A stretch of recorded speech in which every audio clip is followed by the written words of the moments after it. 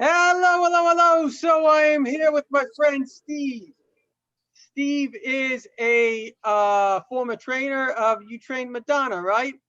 Yeah, and Chuck Norris. Chuck Norris, right? And a whole bunch of celebrities and diplomats and things like that. And then he retired in Nicaragua. Steve, do me a favor. Can you show us a little bit about Nicaragua? Most of us in America have no idea what the place is like.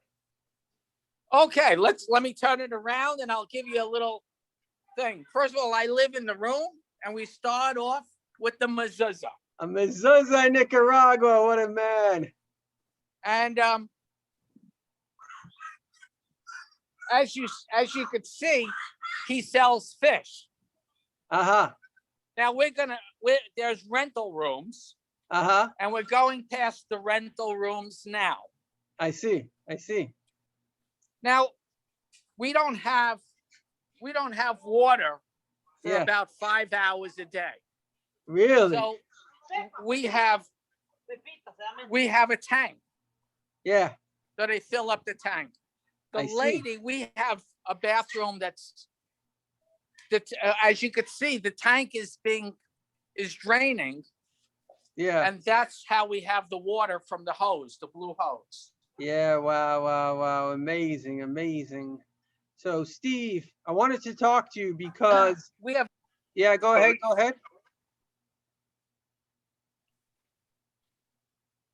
Birds, their houses in there, and they're all over. And as you can see, the caged, and you call them, and they come. If they fly away, you know they come back to their house. Now we're cooking if I don't know if you've seen the other video, maybe the rabbi will post it, but we cook with fire. Uh-huh. He's making. That's the way people used to cook in the olden days. And he's cooking platanos. What's that? That's flight. Well, our connection's not so good, but hopefully Steve will go somewhere soon and we'll be able to converse a little bit with a better connection. Steve, is there a better connection spot? I'll go back to my router.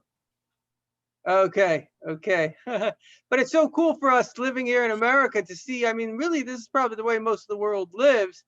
And so, Steve, the reason I wanted to speak to you today is because I told you about this amazing organization. It's called Kol Chabad. It is the oldest charity, in fact, organization that's going on in Israel. It's 232 years old. They have never stopped helping people, giving out charity. And they are now the go-to for the Israeli government. People don't really know we know a lot about like kind of the big news of Israel. It's high tech, this and that. But the funny thing is you could identify a little bit, because you're in a third world country, the way it works in most economies, some people are like really rich, but most people are really poor. And Israel's not that different. There's before COVID, 1.63 million people below the poverty, 800,000 children. It's really very sad. Post-COVID, we're talking about another 100,000 families. There are 200,000 families. I try to help this organization. I'm a donor. There are 200,000 families that need a monthly stipend. Now, this organization, Kol Chabad, they do an amazing thing. I'm going to try to break in and create some images on this video. They give out a card, and this card, they have deals with all these supermarkets all over Israel. You can take this card, go into it, and with dignity, you just buy the food you need. It only works for food.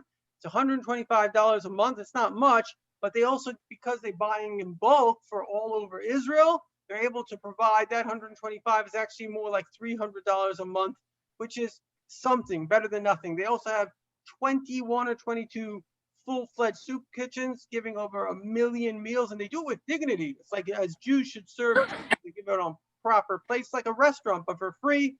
They help widows, they help orphans, they have dental clinics. It's unbelievable what these guys do. It's like $100 million budget. You can go to their website, Kol Chabad, check it out. And really, it's a tremendous mitzvah. It's a schus. It's a merit to give to them, because this is something that the first Chabad Rebbe started, and there are great blessings for the Rebbes. Now, Steve, I know you're kind of in retirement now, as many people are, and you're living on Social Security. But when I told you this, you're like, yes, I'm going to give $6,000 to Koil Chabad, which is kind of, I don't know what that is for somebody's Social Security.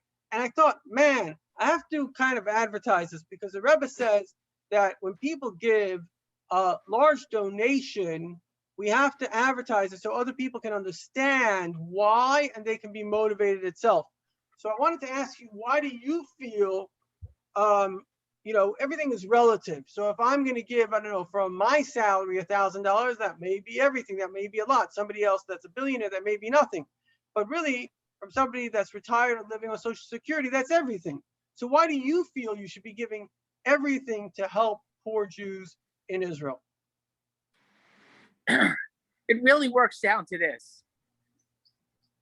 Money is not ours. It's not mine. It's not my money. Hashem gives me the money. God gives me the money to use. And he says, use it the way you want it. And then whatever's left over, or 10%, give to your other bank account. The other bank account is the afterlife. And that's really, honestly, where you never lose the money. That's the money that really stays. In this lifetime, you could make money and lose money. But once you put it into your other bank account, it's like moving it from one account to another. Why wouldn't you put as much money as you want, as you can, into your other bank account that's really safe? It's so safe. It's protected by God. It's guaranteed by God. It's the safest investment that you could ever make. It's a no-brainer. The more you give, the more you're actually getting. Everybody wants to give, because you're going to get back. Makes you feel happy. And that's why I do it. And that's why I'm asking you to join me in making this investment that's 100% safe. And he keeps nothing. Usually organizations, keep something. He says, just do it. It's protected. You'll never lose this investment, not 1 cent. And that's what I believe. And it's a reward you'll get back later on. Yeah, absolutely true. I've seen that in my life. When we give to charity, that money comes back, and you help someone, and you have a good feeling as well. So there are 3 benefits here.